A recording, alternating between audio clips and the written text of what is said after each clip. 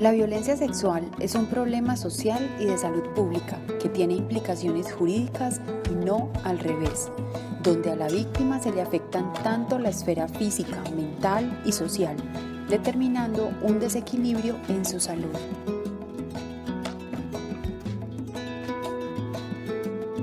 Es transversal la autonomía de la víctima. Definitivamente ella es quien decide cuándo consultar, qué hacer una vez asiste a esa primera consulta.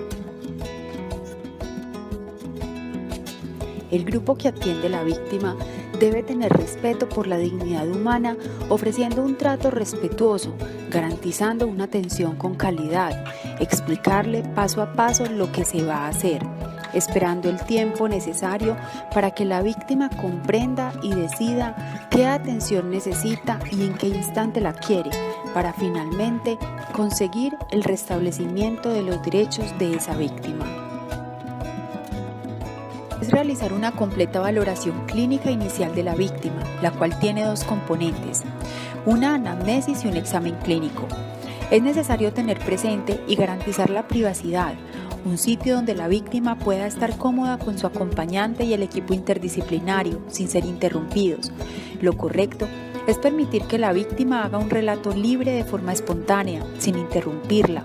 Hacer preguntas abiertas, evitando preguntas sugestivas ni hacer suposiciones como «es que como te vistes y salir tan tarde a la calle, eso provoca a los hombres». Mucho menos utilizar lenguaje técnico. Todo lo anterior evita revictimizar a la víctima. ¿Por qué se habla de revictimizar? Porque ya fue víctima con el evento ocurrido, y si no dirigimos de forma adecuada esta entrevista o anamnesis, la victimizamos secundariamente o revictimizamos. Esta escala orienta al profesional sobre qué preguntas se pueden hacer a la víctima teniendo en cuenta su edad. A los niños menores de 3 años no se debe hacer entrevista. En este caso, se le hace al mayor responsable. Podemos ver que al niño de 3 años se le puede preguntar quién y qué. Al niño de 4 a 6 años también se le puede preguntar por dónde fue o dónde ocurrió. De 7 a 8 años podemos incluir el cuándo. De 9 a 10 años se puede hablar del número de veces. Y el niño mayor de 10 años ya se puede indagar sobre circunstancias más específicas. Asegura una intervención terapéutica inicial especializada en salud mental para la víctima de violencia sexual durante la primera consulta. Esta intervención terapéutica se compone de 2 líneas. La de las acciones iniciales que no requieren el concurso de profesionales expertos en salud mental y las intervenciones especializadas que deben ser ofrecidas por profesionales especializados en la atención inicial de urgencias ofrecida a toda víctima. Y también es muy importante tener en cuenta que se debe acudir a los mecanismos de referencia y contrarreferencia que se requieran para asegurar esta intervención, siempre garantizando guardar la vida, dignidad e integridad de la víctima de violencia sexual. En su conjunto, las acciones no especializadas y las especializadas en salud mental que se deben ofrecer a las víctimas de violencia sexual son: en cuanto a las no especializadas, recepción empática, es decir, colocándonos en el lugar de la víctima y sin revictimizar. Brindar primeros auxilios psicológicos. Siempre, en el total de los casos, se debe realizar interconsulta con psiquiatra o con psicólogo clínico.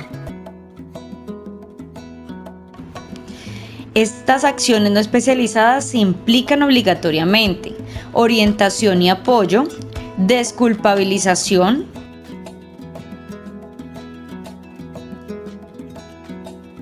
permitir las expresiones sin cohibirlas,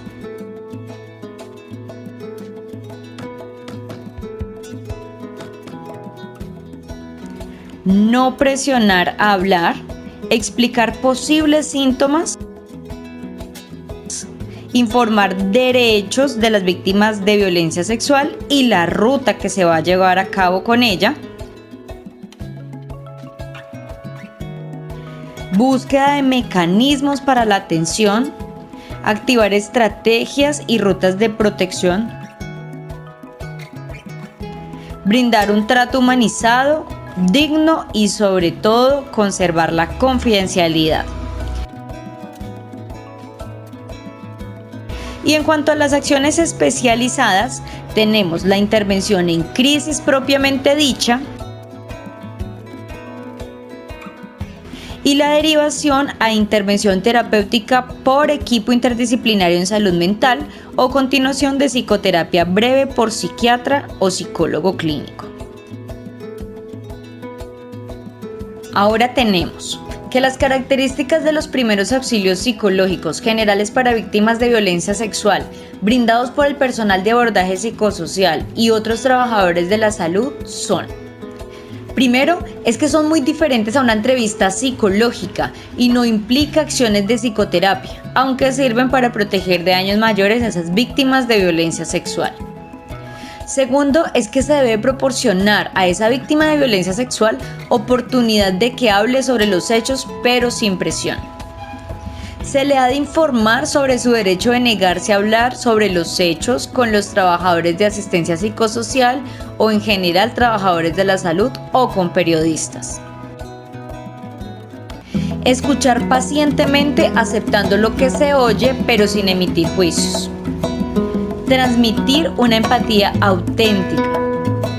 Determinar cuáles son las necesidades prácticas básicas y velar por que se satisfagan.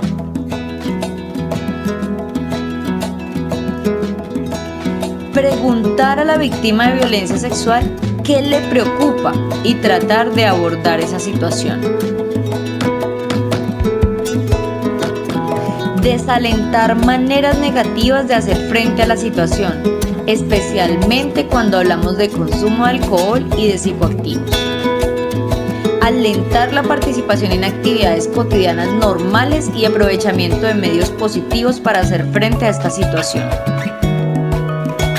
Alentar, pero no obligar a buscar compañía en uno o más familiares o amigos. Según corresponda, ofrecer a la persona la posibilidad de regresar para obtener más apoyo. Y finalmente, y según corresponda, remitir a la víctima de violencia sexual a los servicios de apoyo disponibles localmente y a profesionales clínicos.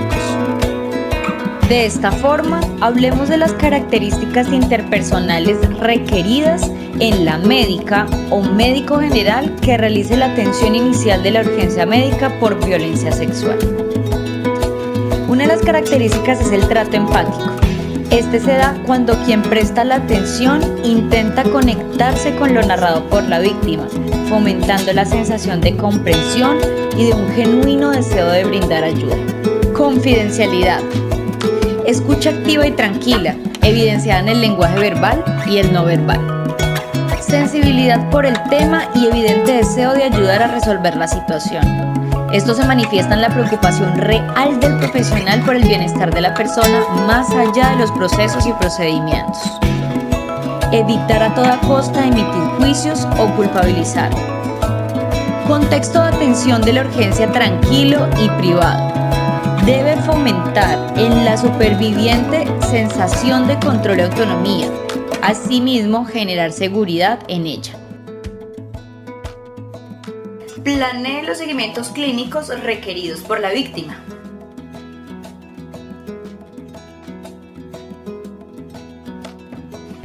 Es importante tener en cuenta el consentimiento previo de las víctimas de violencia sexual adultas para hacer su búsqueda activa en caso de que no se presenten a los seguimientos.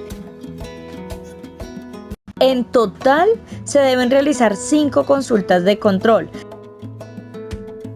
Entonces, después de haber efectuado la atención inicial de urgencia, con la siguiente periodicidad deben programarse. El primer seguimiento a las 2 semanas. El segundo seguimiento cumplidas 4 semanas. El tercer seguimiento que se realiza a los 3 meses. El cuarto seguimiento a los 6 meses. Y el quinto seguimiento al año o a los 12 meses. Recuerden que el médico de urgencias que atiende la consulta inicial es el responsable de programar los seguimientos ambulatorios y efectuar el seguimiento a la realización de todos los paraclínicos, procedimientos, tratamientos e interconsultas que sean solicitadas en urgencias. Aunque estos seguimientos son ambulatorios, no olvidemos que siempre se realizarán en el servicio de urgencias. Derive hacia otros profesionales de la salud requeridos para asegurar una atención integral a las víctimas de violencia sexual. Y derivamos hacia otros profesionales en 4 líneas principales. La primera, los profesionales sanitarios o de las ciencias sociales que brindan la asesoría completa y detallada en interrupción voluntaria del embarazo. A los profesionales sanitarios debidamente entrenados en efectuar consejería pre y post test de VIH-Sida. A los profesionales especializados en salud mental, como psiquiatras y psicólogos clínicos, expertos en psicoterapia breve con víctimas de violencia sexual.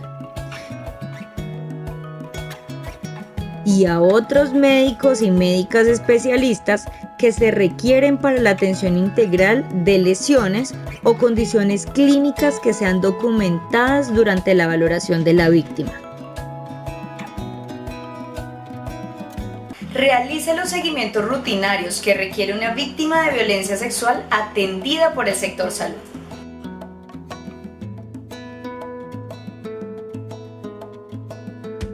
Estos seguimientos, aparte de ser programados, también deben ser ejecutados por el profesional de medicina general, sin olvidar que toda la atención es el resultado también de la articulación con el resto de profesionales. Es necesario seguir tanto los casos que asisten a los controles programados como aquellos casos de inasistencia. Para esto, el personal de enfermería, trabajo social y psicología deben realizar búsqueda activa de estos inasistentes a través de visitas a sus domicilios o llamadas telefónicas. Y por último, las entidades de salud que atienden a las víctimas de violencia sexual deben implementar formatos institucionales para el seguimiento clínico de las víctimas de violencia sexual.